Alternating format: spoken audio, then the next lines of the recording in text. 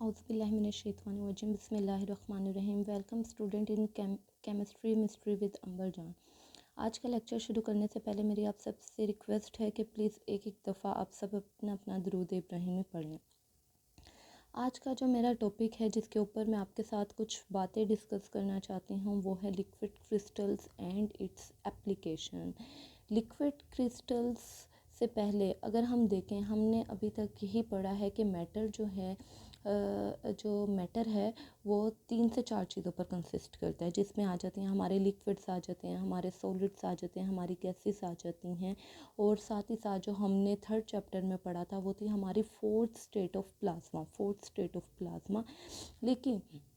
लेकिन एक साइंटिस्ट जो कि बोटेनिस्ट थे, बॉटनी के सब्जेक्ट के माहिर थे, स्पेशलिस्ट थे, वो एक रिसर्च कर रहे थे जिसके दौरान उन्होंने देखा कि एक ऐसी स्टेट भी है जो एग्जिस्ट करती है बिटवीन दो टेम्परेचर्स के दरमियान एग्जिस्ट कर रही है।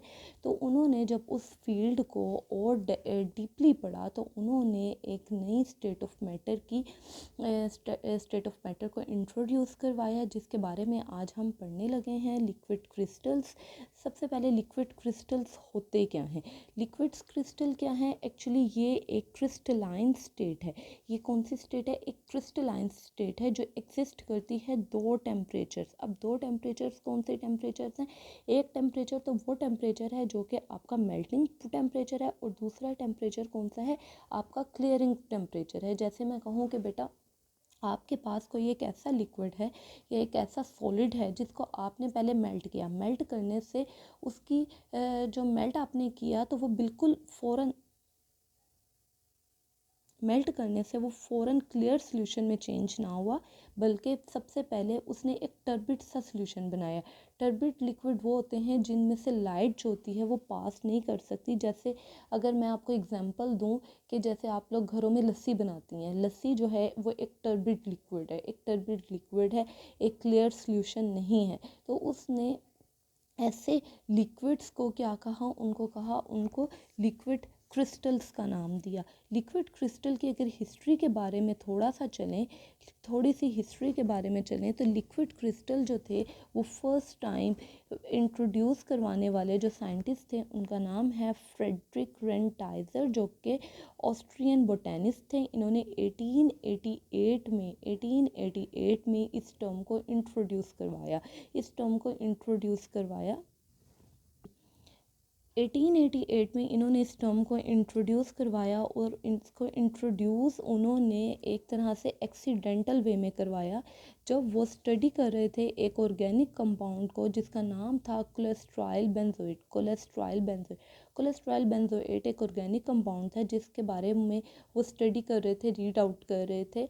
तो उसी दौरान उन्होंने देखा, जब वो इसको मेल्ट कर रहे थे, कोलेस्ट्रॉयल बेंजोएट को जब वो मेल्ट कर रहे थे, तो उन्होंने देखा कि जब टेम्परेचर 145 सेंटीग्रेड पर पहुंचा, 145 सेंटीग्रेड, तो उनका जो कोलेस्ट्रॉयल बेंजोएट का जो कंपाउंड था वो टर्न हुआ इनटू मिल्की लिक्विड।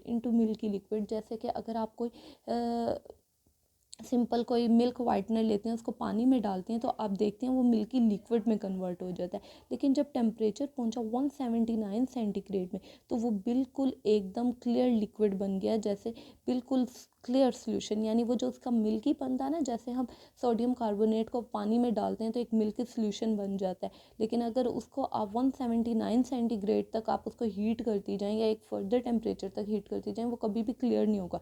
लेकिन कुछ लिक्विड्स ऐसे थे कि वो पहले मिल्की लिक्विड्स में कन्वर्ट हुए, और after passing few times on heating they convert into a clear liquid. वो बिल्कुल क्लियर लिक्विड, जैसे कि आपके पानी का कलर होता है, उसमें कन्वर्ट हो गए। फिर फ्रेडरिक ने इस प्रोसेस को रिवर्स किया। उन्होंने देखा आया कूलिंग करने पर भी ये वाली स्टेट, मिल्की लिक्विड वाली स्टेट आती है या नहीं आती। तो जब उन्होंने इस क्लियर लिक्विड को कूल किया तो कूल करने पर टेम्परेचर ड्रॉप हुआ। टेम्परेचर के ड्रॉप होने पर उन्होंने देखा कि दोबारा से वो क्लियर लिक्विड जो था वो किस में कन्वर्ट हो गया? Into milky liquid. और जब उन्होंने उसका मज़ीद टेम्परेचर कम किया तो उन्होंने देखा कि वो दोबारा से मिल्की लिक्विड जो था उस सब्सटेंस में कन्वर्ट हो गया। यानी कूलिंग करने पर ये प्रोसीजर जो था वो रिवर्स हो गया। अब बात कर लेते हैं इसको क्रिस्टल का नाम क्यों कहा गया, लिक्विड्स क्यों कहा गया, उससे पहले एक टर्म है crystalline solids. Crystalline solid, crystalline solids वो सॉलिड्स होते हैं जिनको आप मेल्ट करेंगे तो वो एक सिंगल मेल्टिंग पॉइंट पर सारे का सारा मेल्ट हो जाएगा, उनका टेम्परेचर जो होगा वो वेरी नहीं करेगा, यानी उन्होंने एक सिंपल टेम्परेचर पर थोरोली सारा का सारा मेल्ट हो जाएगा। ये नहीं होगा कि कोलेस्ट्रॉल बेंजोएट की तरह पहले 145 सेंटीग्रेड पर वो मिल्की हो और उसके बाद 179 पर वो क्लियर बनाए। ये डिफरेंस होता है between crystalline solid and liquid crystals के दरमियान में। उसके बाद आगे मूव करें तो इसकी कुछ प्रॉपर्टीज़ के बारे में रीड आउट किया गया तो पता चला इसकी प्रॉपर्टीज़ की वजह से ही इस स्टेट ऑफ मैटर को हमने लिक्विड क्रिस्टल का नाम दिया है। जो मैंने क्वेश्चन अभी पूछा था, why they are called liquid crystal, इन्हें लिक्विड्स क्यों कहा गया, फिर क्रिस्टल भी ऐड कर दिया गया, इन्हें क्रिस्टल्स का नाम इनके साथ क्यों ऐड किया गया, तो बट वो तमाम रीज़न जो थी वो थी इनकी प्रॉपर्टीज़ की वजह से। जब इनकी प्रॉपर्टीज़ को रीड आउट किया गया तो देखा गया कि जिस तरह हमारे लिक्विड्स फ्लो करते हैं ना, जैसे आप पानी को फेंकें, पानी को गिराएं तो वो फ्लो करना शुरू हो जाता है, बहना शुरू कर देता है, लाइक डैट ये जो आपके लिक्विड क्रिस्टल हैं इन्होंने भी फ्लो करना शुरू कर दिया। फिर देखा गया इनमें सरफेस टेंशन है, they also show viscosity, viscosity तक इन्होंने शो की, जिसकी वजह से जब इन्होंने लिक्विड्स की इन टर्म्स को शो किया तो इनको नाम दे दिया गया लिक्विड का। फिर देखा गया कि जब इनमें थोड़ी सी डिग्री ऑफ ऑर्डरनेस भी है। लिक्विड्स तो आपको पता है ना, हमारे जो होते हैं उनमें इतने ऑर्डर नहीं होता, दे आर रैंडम, ये रैंडम होते हैं, इतने प्रॉपरली अरेंज नहीं होते। लेकिन जब लिक्विड क्रिस्टल को देखा गया इनमें ऑर्डर पाया गया, ऑर्डर पाए जाने की वजह से इन्होंने रिजेम्बलेंस शो की किसके साथ, क्रिस्टल्स के साथ, जिसकी वजह से इनको नाम दिया गया क्रिस्टल्स का। और फिर लिक्विड और क्रिस्टल को मिलाकर कह दिया गया लिक्विड क्रिस्टल्स, लिक्विड क्रिस्टल्स। उसके बाद इनकी मज़ीद प्रॉपर्टीज़ देखी गई, तो जैसे हमारे क्रिस्टल्स ऑप्टिकल प्रॉपर्टीज़ शो करते हैं, इन्होंने भी ऑप्टिकल प्रॉपर्टीज़ शो की।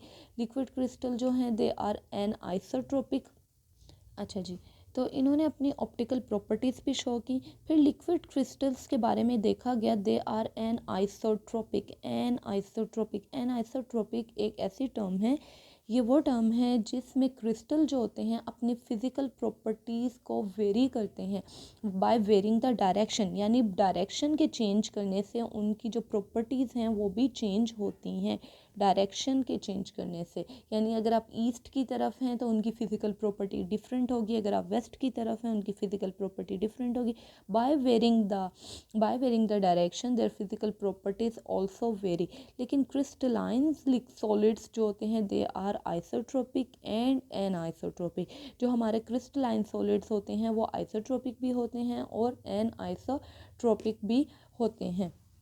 आगे मूव करते हुए 30 साल तक यानी 1888 से लेकर अनटिल ये एक मुअम्मा रहा कि लिक्विड क्रिस्टल्स हैं क्या। जब उसकी एप्लीकेशंस देखी गई तो इसे एक बहुत वर्सटाइल फील्ड्स के तौर पर एक्सेप्ट किया गया। देखा गया कि ये लॉन्ग रॉड मॉलिक्यूल से मिलकर बने हुए हैं, जबकि नॉर्मल फेस में होते हैं लिक्विड में इनमें प्रॉपर एक ऑर्डरनेस होती है, ओरिएंटेड होते हैं ऑर्डर, जबकि लिक्विड स्टेट में क्या होते हैं, ये प्रॉपरली ओरिएंटेड नहीं होते बल्कि रैंडमली ओरिएंटेड होते हैं। सॉरी, लिक्विड फेस में मैं दोबारा रिपीट करती हूँ, लिक्विड फेस में ये ओरिएंटेड होते हैं, लिक्विड फेस में रैंडमली ओरिएंटेड, यानी कोई प्रॉपर अरेंजमेंट नहीं होती। अगर एक यहाँ पर है, दूसरा यहाँ पे है, तीसरा यहाँ पे, इस तरह से मॉलिक्यूल रैंडमली अरेंज हुए होते हैं। लेकिन लिक्विड क्रिस्टलाइन में दे आर प्रॉपरली अरेंज, यानी ये चारों मॉलिक्यूल्स जो हैं एक प्रॉपर पैटर्न में अरेंज हुए होंगे। इनकी इस ऑर्डरिंग की वजह से इनको क्लासिफाई किया गया था 3 क्लासेस में, जो कि एक है निमेटिक, सिमेटिक एंड क्लस्टेरिक। आप लोगों की क्लास के लिए सिर्फ इनके नाम याद रखना काफ़ी है कि इनको इनके ऑर्डर के बिहाफ पर 3 हिस्सों में डिवाइड किया गया था, they are nematic, smectic and cholesteric. अब बात कर लेते हैं इनके कुछ यूजेस के ऊपर। जब लिक्विड क्रिस्टल्स जो थे इंट्रोड्यूस करवा दिए गए। तो 30 साल तक इनके बारे में सोचा गया और इस फील्ड को जब इसको एक्सेप्ट किया गया तो बेटा इसकी एक्सेप्टेंस के पीछे इसके वर्सटाइल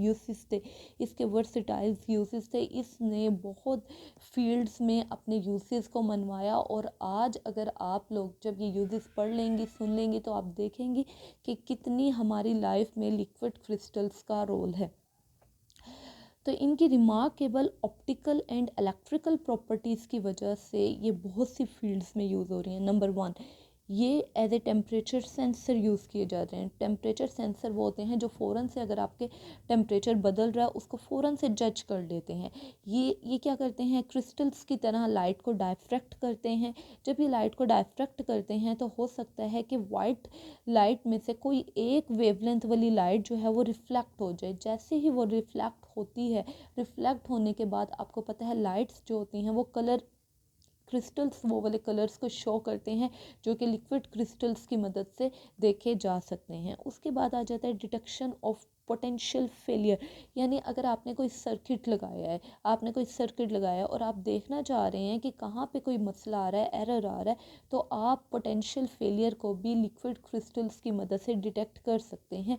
ये रूम थर्मोमीटर के तौर पर भी यूज़ किए जा रहे हैं लिक्विड क्रिस्टल। जैसे ही आपके कमरे का टेम्परेचर चेंज होता है तो ये डिफरेंट कलर्स की मदद से उस वेरिएशन को फ़ौरन से शो कर देते हैं। इनके बहुत से बायोलॉजिकल यूजेस भी हैं, बायोलॉजिकल मेडिकल फील्ड में इनका बहुत ज़्यादा यूज़ है। ये ट्यूमर को डायग्नोस करने के लिए यूज़ किए जा रहे हैं। ये टेक्निक जो है स्किन थर्मोग्राफी में अगर आपकी कोई वेन ब्लॉक हुई हुई है उसको डायग्नोस करने के लिए यूज़ किया जा रहा है। और इसका जो मेन पर्पस जो कि ब्रेस्ट कैंसर में यूज़ किया जा रहा है। ये जो मैंने आपको स्किन थर्मोग्राफी बताई, इसमें क्या होता है कि लिक्विड क्रिस्टल को उस बॉडी पार्ट में ना लगा दिया जाता है। जैसे आप कोई क्रीम वगैरह नहीं लगा देते, उसी तरह लिक्विड क्रिस्टल को लगा दिया जाता है। अगर वो एरिया इफेक्टेड है तो वो ब्लू या रेड कलर में उस एरिया को शो करेगा, तो जिससे इंडिकेशन होगी कि आपका यहाँ पे ब्लॉकेज है। और उसके बाद ये डायग्नोसिस ऑफ ब्रेस्ट कैंसर में भी यूज़ किया जा रहा है। ये हमारी बहुत सी इलेक्ट्रिकल इक्विपमेंट में भी यूज़ किया जा रहा है। यानी आप देख रहे हो जो इलेक्ट्रिसिटी से हमारी चीज़ें चल रही हैं, ये उसमें भी बहुत कारआमद साबित हुआ है। उसके अलावा आप बच्चों ने क्रोमेटोग्राफी की हुई है, पेपर क्रोमेटोग्राफी की है, लिक्विड क्रोमेटोग्राफी की है, TLC की हुई है। तो बेटा ये आपको पता है कि जब आप ये सेपरेशन कर रहे होते हैं तो आपको सॉल्वेंट्स चाहिए होता है। तो देखा गया कि हमारे लिक्विड क्रिस्टल्स जो हैं वो क्रोमेटोग्राफिक सॉल्वेंट्स के तौर पर भी यूज़ किए जा रहे हैं। उसके अलावा ये हमारी ओसिलोग्राफी में यूज़ किए जा रहे हैं। हमारे टीवी डिस्प्ले आजकल जो आपकी LEDs आ रही हैं, LCDs आ रही हैं, उसमें भी आपके लिक्विड क्रिस्टल्स जो हैं वो बहुत ज़्यादा इस्तेमाल किए जा रहे हैं। तो ये थी हमारे uses of liquids. Liquid crystal से अक्सर क्वेश्चंस आते हैं, इससे अक्सर इसकी एप्लीकेशन से रेलिवेंट लॉन्ग में भी क्वेश्चन आ जाते हैं। तो इसको बहुत अच्छे से कीजिएगा। इस लेक्चर को सुनने के बाद अपनी बुक से ज़रूर कंसर्न कीजिएगा। हो सकता है कि बहुत से पॉइंट्स जो हों आपकी बुक में आपको क्लियर ना हो रहे, आपको लेक्चर की मदद से क्लियर हो जाएं। इसके अलावा आप वीडियोस देखते रहें। अगर आपको लगता है कि इसमें किसी किस्म की इम्प्रूवमेंट की ज़रूरत है, मुझे ज़रूर बताइएगा, अपने कमेंट्स के ज़रिए भी बताइएगा। और अगर आपको लगता है कि इसमें आपको कुछ देखने में मसला हो रहा है या किसी किस्म के भी मसले हो रहे हैं तो ज़रूर शेयर कीजिएगा। और लास्ट ऑफ वन, केमिस्ट्री जो है एक मुश्किल सब्जेक्ट नहीं है, ठीक है। अगर आप इसको रेगुलर बेसिस पर अपना काम करती जाएंगी आपके लिए ईजी होता जाएगा। इंशाल्लाह फिर मुलाकात होगी एक अगली वीडियो के साथ। खुदा हाफिज़।